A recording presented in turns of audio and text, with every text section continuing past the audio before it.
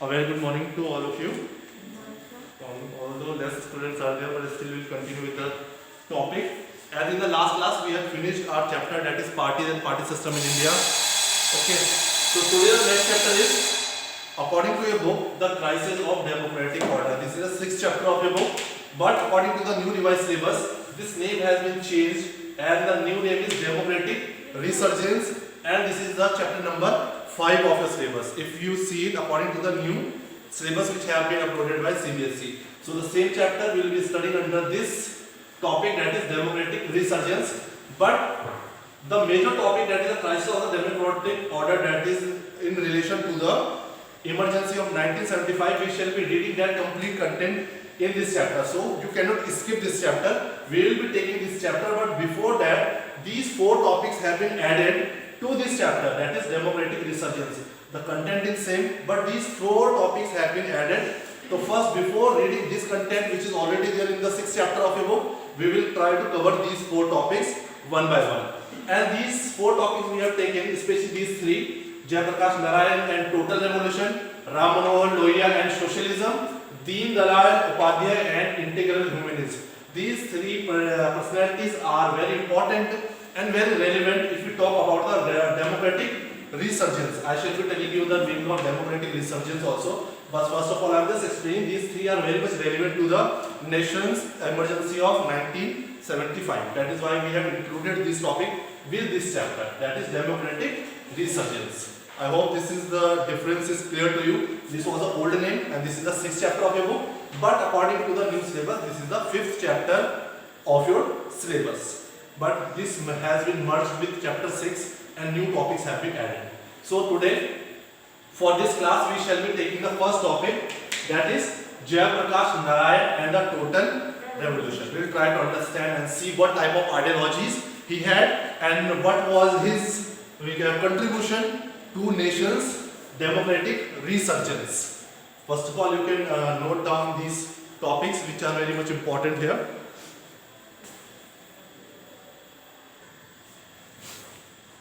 So now, after I have explained the structure of the chapter, how we will be moving on with this chapter. So first of all, let us understand what is the meaning of this chapter, that is democratic resurgence. Democratic, you know already, this is the system of India which we have been following after independence. This is the ideology which we were following.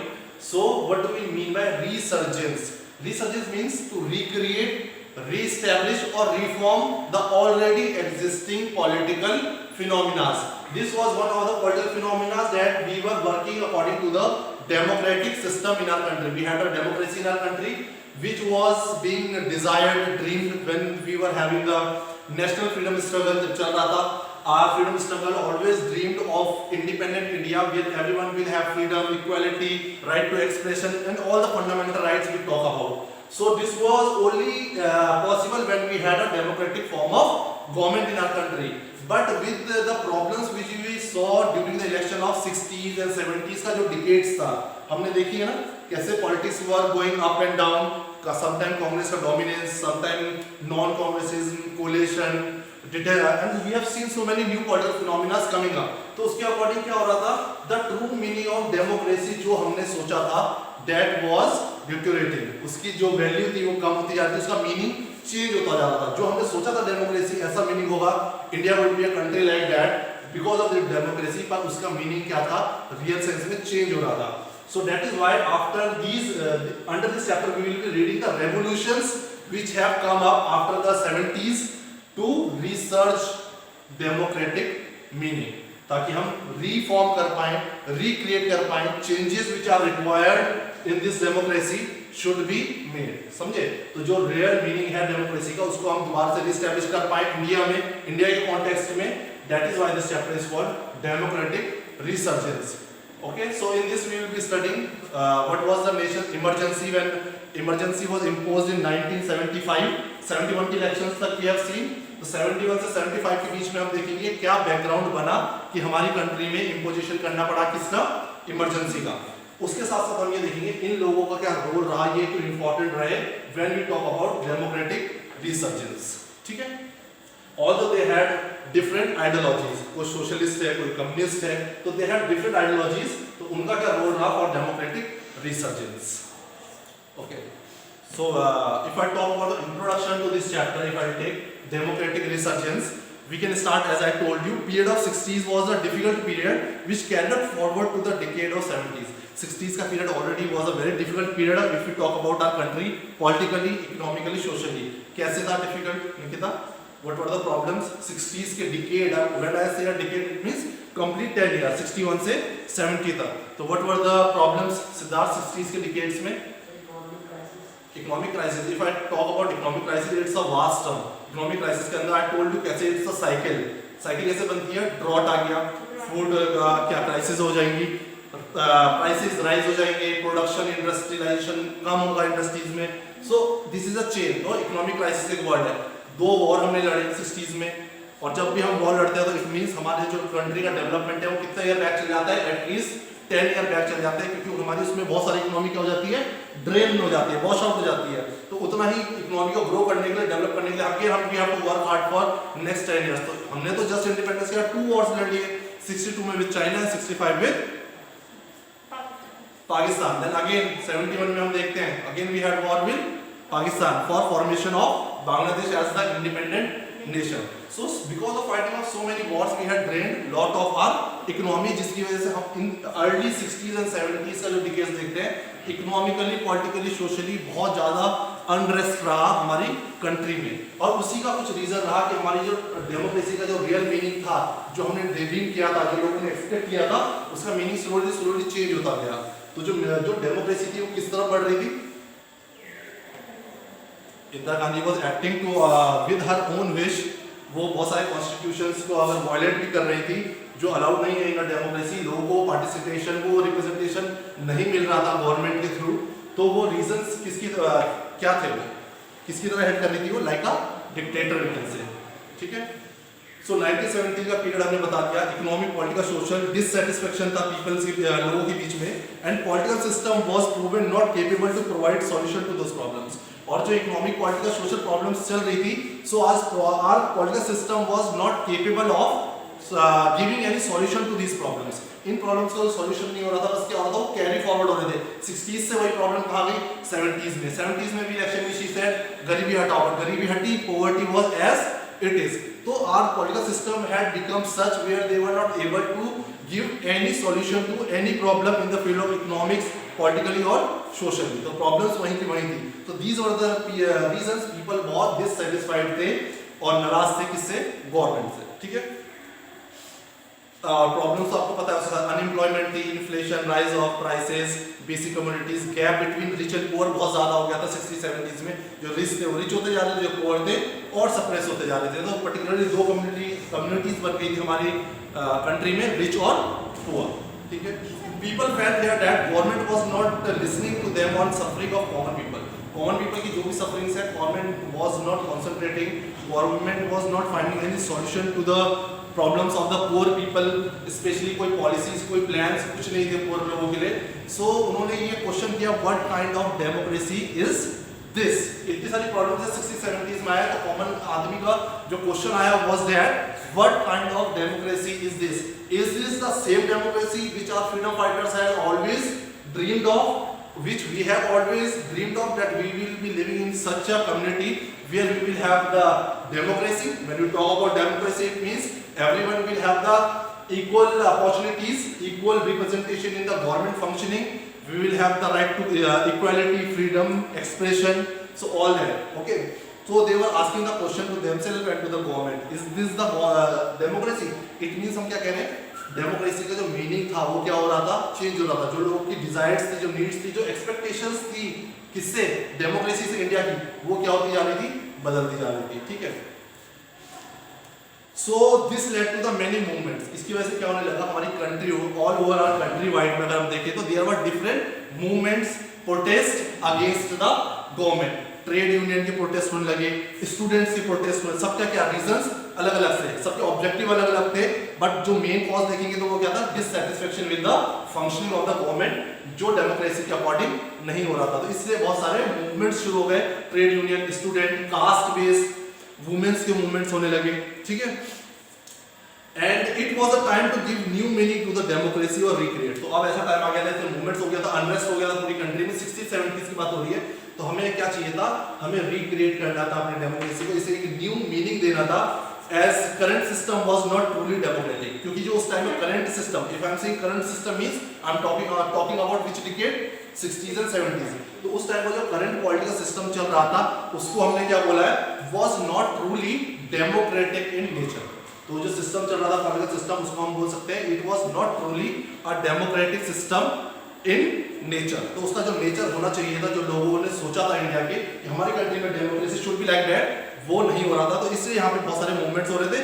पर अब time आ चुका था, बहुत सारे लोग आगे आ चुके थे, अवेयर थे डेमोक्रेसी के बारे में, क्योंकि हमारी कंट्री में डाइवर्सिटी इतनी ज्यादा है और डेमोक्रेटिक कंट्री है, तो everyone has the right to put their thoughts and explain what they want. तो यहाँ पर बहुत सारे लोग आगे आए हैं अपनी डेमोक्रेसी को क्या करने के लिए, प्रोटेक्ट करने के लिए। उन्हें लगा अगर ऐसे चलता रहा तो हमारी कंट्री क्या बन जाएगी, डिक्टेटरशिप के अंडर चल जाएगी, like the way she was governing our country, and plus क्या पता आर्मी रूल भी आ जाए। पर क्या हमें वो एक्सेप्टेबल था? नो, बिकॉज हमने इतने साल जो ब्रिटिशर्स के अंदर we were the colony and we had always tried कि हमको क्या मिले, democracy. Today we don't understand the meaning of this independence और फ्रीडम और इक्वालिटी, जस्टिस, सिटीजनशिप। हमें इस चीज की इतनी इंपॉर्टेंस नहीं पता है, क्योंकि वी हैव गॉट इट, हम बॉर्न हुए, हमें पता है ये हमारी राइट है, we take it for granted, हमें पता है ये तो हमें मिलनी ही है। बट आस्क देम, अपने जो दादा हो के पुराने who have seen this particular period of freedom struggle, so they know the meaning and importance of freedom, equality, opportunities. क्योंकि जब ब्रिटिशर्स के अंडर थे इतना ज़्यादा डिस्क्रिमिनेशन हम लोग का होता था, तो हम लोग तरसते थे कि कभी हमें इक्वालिटी मिलेगी, कभी हमें रिप्रेजेंटेशन मिलेगा, कभी गवर्नमेंट अगर कोई पॉलिसी बना रही है हमारा कभी कंसेंट पूछा जाएगा, व्हाट डू वी वांट, हमसे कभी नहीं पूछा गया। सो हम लोग उसका मीनिंग नहीं जानते हैं, उसकी इंपॉर्टेंस नहीं जानते, क्योंकि we have got it like free, so we don't realize the cost and values of this. ठीक है, सो यहाँ पे ये आने लगा, डेमोक्रेटिक का जो रियल नेचर था उसको चेंज करने के लिए, वो चेंज, उसमें चेंजेस आ रहे थे, इसी वजह से अब हम क्या पढ़ रहे हैं, डेमोक्रेटिक रिसर्जेंस, बहुत सारे मूवमेंट हो रहे थे। ठीक है, तो फर्स्ट जो हम पढ़ रहे हैं डेमोक्रेटिक रिसर्जेंस कैसे हो रहा था, the first person we will study about Jayaprakash Narayan. ठीक है, today we will study about only him, that will see in detail, ताकि इनके बेसिस पे क्वेश्चंस तो आने। This is a new topic added to your syllabus, emergency से तो related आएगा, बट आई एम श्योर इन तीनों में से definitely you will get in a short note और समथिंग, और 1 मार्क क्वेश्चंस के बहुत ज्यादा चांसेस इसके अंदर इनकी जो डिटेल्स है। तो we will try to understand the ideologies of all three and how it is relevant to when we talk about the democratic resurgence, that is reforms or changes in the democracy. So we will try and understand that. So under this topic, as I have told you in the introduction, now we will be taking up this particular person. We see his ideology, that is Jayaprakash Narayan, who has been a very important person if you talk about the emergency of 1975. Okay, he was against the rule and against the functioning of the Indira Gandhi government. So he was one of the most important person when we talk about the emergency. And we will also see what does total revolution. When we talk about total revolution, हम समझेंगे इसका meaning क्या है, और ये भी किसके relation में, इमरजेंसी के रिलेशन में। ठीक है, सो सबसे पहले इसकी थोड़ा सा लाइफ हिस्ट्री देखते हैं। Jayaprakash Narayan and total revolution, इनका जो बर्थ हुआ था 11 अक्टूबर 1902। ठीक है, एंड डेथ हुई थी 8 अक्टूबर 1979। Okay, he was born in Bihar in the state, ठीक है, छपरा एक प्लेस है बिहार में, एक डिस्ट्रिक्ट है Chhapra. He was born in Bihar. Schooling भी इनकी कहाँ हुई है, इन बिहार। स्कूलिंग के बाद जब इनको हायर एजुकेशन लेनी थी तो he went to united states of America in 1920। तो ये याद रखना, he was born in Bihar, schooling भी बिहार में हुई, but for the higher studies he went to united states of America in 1920। Relevant है, ठीक है, हम यहाँ पर बात कर रहे हैं 1975 की, पर ये जब एक स्टूडेंट थे कब चले गए थे, 1920 में United states of America. JP was influenced by Karl Marx theory of Marxism. Marx पढ़ा है आप लोगों ने, कार्ल मार्क्स के बारे में पढ़ा होगा, 11th में, it is in the syllabus, 3rd chapter है, equality, these things are there Karl Marx के बारे में, communalism, socialism, feminism, these are the topics in class 11th।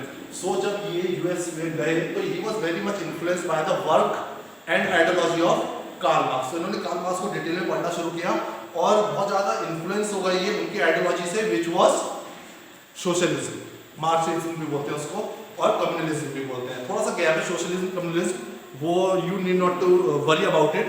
Almost the same thing, छोटा डिफरेंस है, वो अभी आपके सिलेबस में नहीं है, ठीक है। तो ये याद रखिए जब ये यूएसए में गए तो he was very much influenced by the ideology of Karl Marx, that is socialism को फॉलो करने लगे, मार्क्सिज्म को फॉलो करने लगे। हायर एजुकेशन के बाद Karl Marx and his theory, तो हायर एजुकेशन भी इन्होंने फिर किस में ली अपनी, about Karl Marx and his theory. तो जब पहले हायर एजुकेशन ले फिर उन्होंने उसमें और डीप स्टडी जब की तो उन्होंने अपना सब्जेक्ट क्या रखा कार्ल मार्क्स के बारे में and his ideology. Do not write, I have sent all the material, I will send it online, you can write it from there also. तो ये याद रखेंगे हायर स्टडीज में गए पहले ये इन्फ्लुएंस है अपने स्टडी करते करते, उसके बाद इन्होंने अपने सब्जेक्ट ही क्या बना लिया वहां पर, Karl Marx and his ideology in the this higher education. फिर देखिए क्या है, फिर किससे इन्फ्लुएंस है, रशिया में एक रेवोल्यूशन होता, हमने पढ़ा था यूएसएसआर का फॉर्मेशन जब हम पढ़ रहे थे कब हुआ था, रशिया में एक रेवोल्यूशन हुआ था, सोशलिस्ट रेवोल्यूशन 1917 में हुआ था। तो उसने इन्होंने उसकी डिटेल्स को अच्छे से पढ़ा, इन्होंने देखा कि वहाँ पर क्या सिस्टम था, क्या सर्कमस्टांसेस थे कंट्री के अंदर, पुअर क्लास को कैसे सप्रेस कर रहे थे, इक्वालिटी थी या नहीं थी, रिप्रेजेंटेशन किन लोगों को थी, रिच कौन थे, इन्फ्लुएंशियल लोग कौन थे।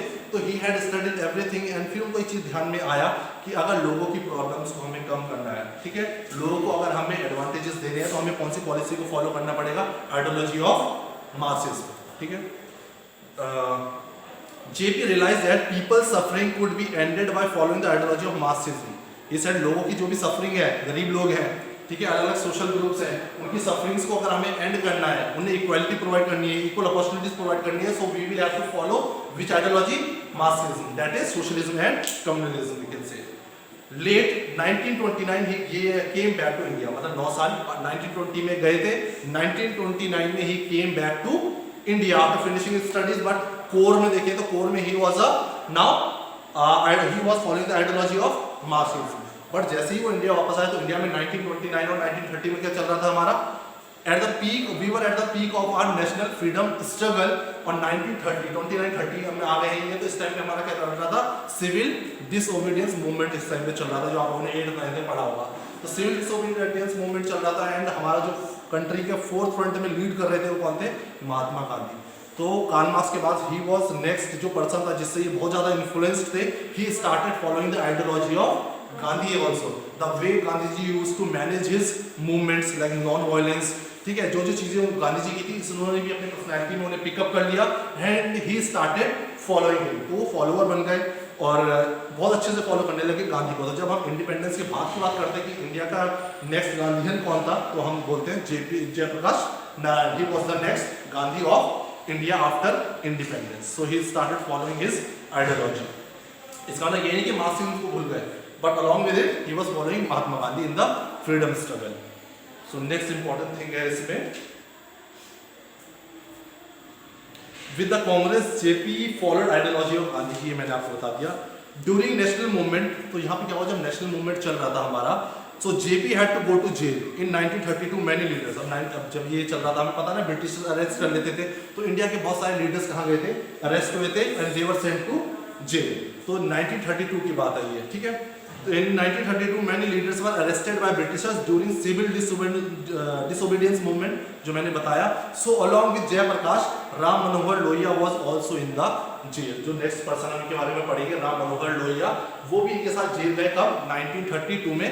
सिविल डिसोबीडियंस कुछ सालों तक चला, तो उसमें ब्रिटिशर्स ने इन सबको क्या किया, अरेस्ट किया। तो एक साल इनको कहाँ डाल दिया, जेल में। जब जेल में डालते हैं तो क्या टाइम बहुत मिलता है, तो ये लोग यहाँ पे डिस्कशन करने लगे, जयप्रकाश नारायण और भी बहुत इंपॉर्टेंट थे, बट हमें यहीं पे इनके बारे में करना, और राम मनोहर लोहिया। तो देन दे रियलाइज कि इनकी जो पार्टी थी और ये जो लोग थे बहुत ज्यादा इन्फ्लुएंस्ड थे ये किससे, सोशलिज्म से। डिफरेंस पता है ना आप लोगों को, socialism, capitalist country, socialist countries, पता है ना। कैपिटलिस्ट में क्या होता है, प्राइवेटाइजेशन, इंडस्ट्रियलाइजेशन, ठीक है, इंडिविजुअल प्रॉपर्टीज होती हैं, कोई रिच कितना भी हो सकता है, कितना पैसा कमा सकता है, पुअर अगर पुअर है तो पुअर है। और सोशलिज्म में क्या होता है, इक्वालिटी, सारे resources, means of production, industrialization, और सब किसके कंट्रोल में होता है, गवर्नमेंट के कंट्रोल में होता है। और गवर्नमेंट इक्वली जो प्रॉफिट होती है सबके बीच में बांटती है अकॉर्डिंग टू देयर नीड्स। तो कोई अपनी चॉइस से वहां पर बहुत ज्यादा प्रोडक्शन नहीं कर सकता है, सब कुछ गवर्नमेंट के अकॉर्डिंग होता है। तो these were the two type of ideologies when we talk about socialism and capitalism. तो यहाँ पे ये लोग क्या थे, सोशलिस्ट उस फॉर्म के थे ये लोग। तो यहाँ पे देखिए क्या डिस्कशन करते हैं जेल के अंदर। There they realized that within the Congress they were influenced by the ideology of Marxism and had tilt toward the principle of socialism. Karl Marx की आइडियोलॉजी को मानते थे, इसी वजह से उसी थ्योरी को फॉलो करते थे। इनका टिल्ट किस तरफ था? कैपिटलिज्म की तरफ नहीं था, किस तरफ था?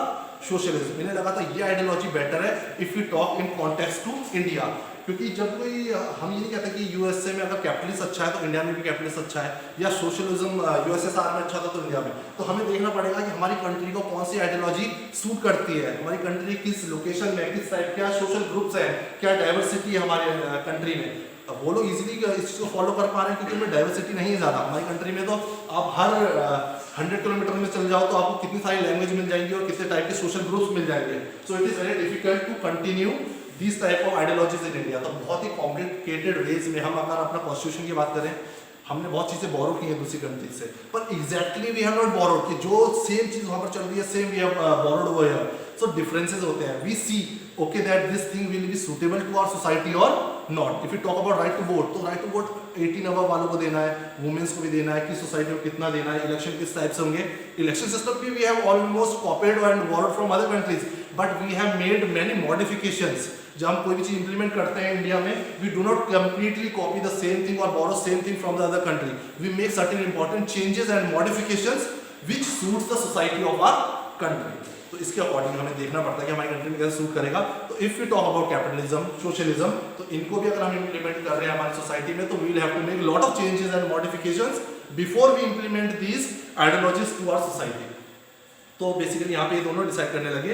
दे realise that within the Congress they were influenced by the ideology of Marxism and had tilt toward the principle of socialism. मतलब कैपिटलिस्ट को नहीं मानते थे ये, they were against capitalism, they followed socialism. So the leaders decided to establish a party within the Congress.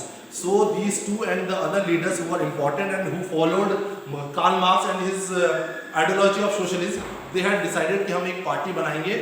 If we are talking about party बनाएंगे तो it means they were Congress। ये लोग किसके थे? अभी फ्रीडम स्ट्रगल चल रहा था, कांग्रेस के थे। So they thought अगर ये कांग्रेस है, we'll make a party। मैंने बताया Congress had different factions and it adjusts lot of different ideologies।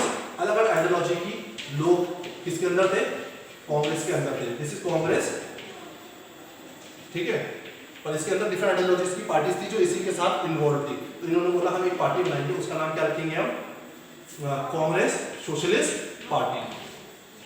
With in Congress हम एक कांग्रेस सोशलिस्ट पार्टी बनाएंगे, ठीक है। तो इसको कब बनाने की सोची इन्होंने? 1934। 32 में जेल में देना, 1934, ठीक है। और ये कब तक रही? आपका 1948। तो जो अगर टाइम देखिए इस पार्टी का कांग्रेस के अंदर, जब तक इसके बाद क्या हो गया, स्प्लिट हो गए थे कांग्रेस से। तो 1934 से 1948 तक they were within the faction of Congress, one of the party थी कांग्रेस के अंदर ही। बट 1948 में they got split from Congress. उसके बाद उनकी long history which is not content of our chapter here, ठीक है। So Jayaprakash Narayan popularly regarded to, अब थोड़ा सा जनरल, ये मैंने थोड़ा सा बैकग्राउंड बताया, थोड़ा सा जयप्रकाश के बारे में और है। He was popularly referred to as JP, उनको शॉर्ट में क्या बोलते थे सब? जेपी। एंड एक और चीज और बोलते थे Loknayak. Loknayak means peoples leader, ठीक है। पॉपुलरली हर एक बात सुना सकता है, who was called as the Loknayak during 60s and 70s period. तो Jayaprakash Narayan. And he was an Indian independence activist. If I am saying independent activist means he had taken part actively in the freedom struggle of India. Theorist थे, theories लिखते थे, political social theories, and he was a socialist. पता है, he was influenced by Karl Marx, so he was a socialist in ideology, and also he was a political leader 60s 70s तक। उसके बाद उन्होंने बहुत time तक 60s 70s से पहले इंडिपेंडेंस के बाद he had given up active politics। Politics में नहीं थे, he became a social worker, उसके बारे में भी डिस्कस करूंगा। फिर वो एक्टिव पॉलिटिक्स में कब आते हैं? जब इमरजेंसी लगती है, ठीक है। 75 मतलब 70s की पीरियड में दोबारा एक्टिव पॉलिटिक्स में पार्टिसिपेट करने आते हैं, ओके। फिर there are 3 phases of JP's life. अगर हम जेपी लाइफ को एज एक पूरा होल में देखें तो उनकी जो लाइफ है, मेजर एक्टिविटीज जो की हैं, तो हमने उन्हें कितने पार्ट में बांट रहे हैं? 3 पार्ट में। तो सबसे पहला क्या है, देखिए बिफोर 1975 बोल रहा हूँ, उनकी लाइफ को हमने 75 से पहले अगर डिवाइड करने की इन्होंने क्या क्या किए है, तो 1975 से 3 पार्ट में हम इसे डिवाइड करते हैं। फर्स्ट क्या है, जब ये एज अ स्टूडेंट कहाँ गए थे? United states of America, and he got influenced by the ideology of Karl Marx. Marxism को फॉलो करने लगे। एक फेज इनकी लाइफ का ही है, वहां से चेंजेस आने शुरू हुए। इनकी आइडियोलॉजी अलग हो गई। कोर तक he was a follower of Karl Marx. Socialism को इनको समझ आता था कि सोशलिज्म ही ऐसा है जो लोगों की सफरिंग को क्या कर सकता है, दूर कर सकता है। उनके अकॉर्डिंग जो कैपिटलिस्ट सिस्टम था वो रिच और पुअर के बीच में क्या करता है, बहुत गैप बढ़ाता चला जाता है। जो रिच है वो रिच होता जाता है, जो पुअर है वो और सप्रेस होता चला जाता है। तो जो हमारा वेल्थ है और जो हमारा मीन्स ऑफ प्रोडक्शन, इसका प्रॉफिट ज्यादा किसको मिलता है, जो लोग हाई पोस्ट पे हैं, और जो नीचे हैं, जो लेबर्स हैं, उनको उस प्रॉफिट का कोई शेयर नहीं मिलता है। मिनिमम वेजेस मिलते हैं उन्हें, उससे उनका डेवलपमेंट कभी नहीं हो सकता। तो ही सपोर्टेड सोशलिज्म। ठीक है, फिर एक आता है इनका दूसरा फेज। तो एक फेज क्या हो गया, कार्ल मार्क्स, मार्क्सिज्म या सोशलिज्म। सेकंड फेज इनकी लाइफ का इंपॉर्टेंट है, वो क्या है, सवोदय भूदान। एक मूवमेंट होते हैं, सवोदय मूवमेंट और भूदान दोनों से। और ये जो मूवमेंट थे, इनके लीडर थे आचार्य विनोबा भावे। एक भूदान, एक मूवमेंट हुआ था। भूदान मतलब लैंड गिफ्ट करना। तो ये लोग क्या करते थे, जो लैंड होता था, जो रिच लाइफ पीपल थे, जमींदार थे रिच हमारी कंट्री में, इन लोगों से ये लोग डोनेशन मांगते थे land, and they used to distribute this land among the people who were landless labours, जिनको जरूरत थी। तो जो अमीर जमींदार थे, they used to borrow lands, donate उनसे मांगते थे, और उस लैंड को किसके बीच में डिस्ट्रीब्यूट करते थे, जो लैंडलेस लेबर्स थे उनको दे दिया करते थे। तो this was some type of a social work which they were doing. तो ये शुरू किया था आचार्य विनोबा भावे ने, जिसका नाम, मूवमेंट का नाम क्या था, भूदान, BHOODAN, भू मतलब भूमि, दान। ठीक है, but Acharya Vinoba Bhave was joined by JP during this 1950s। ये 1950s की बात है, 1951 के ड्यूरिंग इस टाइम की बात है। ठीक है, तो he became a social worker. तभी बोलता हूँ एक्टिव पॉलिटिक्स में नहीं थे इंडिपेंडेंस के बाद, he was like a more socialist और सोशल वर्कर। तो ये दूसरा इनका एक फेज देखेंगे लाइफ का, जिसमें उन्होंने भूदान में पार्टिसिपेट किया और बहुत अच्छे से पार्टिसिपेट किया। थर्ड हमारा आता है टोटल रेवोल्यूशन। टोटल रेवोल्यूशन जब मैं बात करता हूँ तो वो कब की बात है, 1970s, जब इंदिरा गांधी 1971 में इलेक्शन जीत गई थी। And I have told you क्या प्रॉब्लम चल रही थी इंडिया में, अनएम्प्लॉयमेंट, प्राइस राइज, और ये उसकी इलेक्शन के बाद भी चलता रहा। हमने ये तो देखा था पॉपुलैरिटी मिल गई थी इंदिरा गांधी को 1971 के इलेक्शन जीतने के बाद, लेकिन ये प्रॉब्लम्स फिर भी प्रिवेलेंट थी हमारी इंडियन सोसाइटी में स्टिल। तो इसके बाद क्या हुआ, बहुत सारे रेवोल्यूशन शुरू हो गए, प्रोटेस्ट शुरू हो गए। बिहार, गुजरात का बहुत मेजरली हमें पढ़ना है इसमें। तो बिहार में जो स्टूडेंट ने प्रोटेस्ट शुरू किया, they called Jayaprakash Narayan to take the leadership, to accept the leadership of their protest. They wanted him to become the leader of their protest against the Indira government, especially Congress government in Bihar. पर इन्होंने क्या बोला कि ये limited नहीं रहेगा revolution till Bihar, क्योंकि जो प्रॉब्लम बिहार में, बस बिहार में नहीं है, हमारी पूरी कंट्री में है। और ये एक बहुत पीसफुल मूवमेंट होगा जिसमें नॉन वायलेंस रहेगा, as he was a follower of Gandhi ji, I told you. उन्होंने और एक और चीज बोली, it will be a total revolution. बस ऐसा नहीं है कि किसी सोसाइटी के पार्ट के अगेंस्ट हम ये प्रोटेस्ट कर रहे हैं। Total revolution means economic, political, social जितनी भी एक्टिविटीज चल रही है which are not democratic in nature, we have to protest and form this revolution against all those activities. तभी उन्होंने क्या बोला, ये जो प्रोटेस्ट होगा क्या होगा, एज अ टोटल रेवोल्यूशन। ठीक है, तो ये तीन स्टेज हो गए हमारे, मार्क्सिज्म, दूसरा Bhoodan, and third is total revolution. This is the latest जो हमारा इमरजेंसी से पहले का है, ड्यूरिंग इमरजेंसी। ठीक है, तो ये तीन फेज हो गए जेपीएस की लाइफ के। आ सकता है टू मार्क्स और marks what were the three important phases of his life. तो आप एक्सप्लेन कर सकते हो मार्क्सिज्म, तो बता सकते हो क्या था, कहाँ पढ़ने गए थे, सर्वोदय, भूदान, वहां पे क्या करते थे, और थर्ड इज टोटल रेवोल्यूशन। इसको देख लो थोड़ा सा।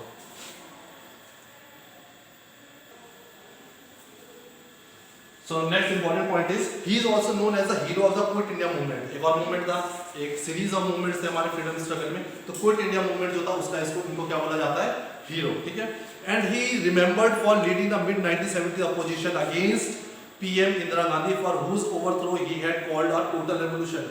और इनको इसलिए भी याद किया जाता है, ये एक अपोजिशन, स्ट्रॉन्ग अपोजिशन की तरह आए थे किसके सामने, इंदिरा गांधी के सामने। किस डिकेड में, 1970s, क्योंकि इमरजेंसी का वो ये 75 में। तो आफ्टर द इलेक्शन 71 के इलेक्शन से he was a opposition to Indira Gandhi, politically नहीं, ही वाज सेल्फलेस थे ये बहुत। इनको कोई पोस्ट पावर का नॉलेज कभी नहीं था, इन्होंने पॉलिटिक्स में आने की कभी कोशिश ही नहीं की, हमेशा ये किसकी कॉज के लिए लड़ते थे, सोसाइटी के लिए, कॉमन लोगों के। तो उनको लग रहा था Indira Gandhi was the reason and the Congress government was the reason जिसकी वजह से true meaning of democracy change होता जा रहा है। And this was the time कि हमें प्रोटेक्ट करने के लिए, डेमोक्रेसी को प्रोटेक्ट करने के लिए, सोसाइटी के लिए, लोगों के लिए आगे आना पड़ेगा। तो ही इज रिमेंबर्ड कि एक बहुत स्ट्रॉन्ग अपोजिशन की तरह आए जो इंदिरा गांधी को ओवरथ्रो करना चाहते थे। तभी उन्होंने ओवरथ्रो करने के लिए उन्होंने क्या यूज किया, total revolution against Indira Gandhi और against Congress rule to protect the democracy. तो जब भी डेमोक्रेसी को प्रोटेक्ट करने के लिए आएगा तो उनका जो मेथड था वो क्या था, टोटल रेवोल्यूशन। टोटल रेवोल्यूशन से समझ आ रहा है वर्ड, एक और पर्टिकुलर छोटी चीज के लिए नहीं लड़ना है, हमें कंप्लीट सिस्टम को ही चेंज करना है। पॉलिटिकल सिस्टम जो है पूरा it is going against the democratic meaning which we had dreamed of during the freedom struggle of India. तो उसका मीनिंग चेंज होता जा रहा था। तो उनको रिक्वायर थी किसकी, हमको एक टोटल रेवोल्यूशन, पूरा एक बदलाव, चेंज लाने के लिए। रेवोल्यूशन क्या होता है, एक होता है इवोल्यूशन होता है, वो क्या होता है, स्लो एंड ग्रेजुअल चेंजेस। अगर हम ह्यूमन का स्ट्रक्चर देखते हैं, मंकी की तरह, फिर स्टेट हो गया स्टेट, तो आज हम ऐसे हैं। तो ये क्या हो गया हमारा, क्या बोलेंगे हम इसे, इवोल्यूशन हो गया हमारा। तो बहुत टाइम लगता है, बहुत means hundreds of years, centuries लग जाती हैं, ठीक है। अब अगर हम टोटल रेवोल्यूशन क्या होता है, किसी जगह में जल्दी से जल्दी चेंजेस लाने के लिए, तभी हम बोल रहे हैं रेवोल्यूशन। टोटल रेवोल्यूशन आना था हमें अपने पॉलिटिकल सिस्टम को चेंज करने के लिए। 1 या 2 दिन में तो नहीं आएगा, पर बहुत जल्दी आ जाता है, ठीक है। तो इनको बहुत स्ट्रॉन्ग माना गया, जो ओवरथ्रो कर सकते थे किसको, इंदिरा गांधी को, with the help of total revolution, क्योंकि लोग इनको सपोर्ट बहुत करते थे। इन 1999, अब ईयर आ गया 1999, मतलब हम आगे नहीं पहुंच गए इनके बारे में, क्योंकि हम पढ़ रहे हैं। तो हम तो वैसे जब चैप्टर में पढ़ेंगे तो इमरजेंसी तक ही पढ़ेंगे, पर when we are talking about his personality, तो इन्होंने लाइफ में क्या क्या किया। तो एक आगे 99 में इनको क्या एक अवार्ड मिला, वो क्या था, भारत रत्न से इन्हें अवार्ड किया गया। और जो it is the India's highest civilian award, कोई जो सिविलियन अवार्ड होता है हाईएस्ट, वो कौन सा होता है, भारत रत्न। तो इनको भारत रत्न मिला 1999 में, याद कर लेना 99 में। और in recognition in his social work, और किसके लिए मिला, फॉर हिज सोशल वर्क, जो सोशल वर्क ये करते आए हैं 1950 से।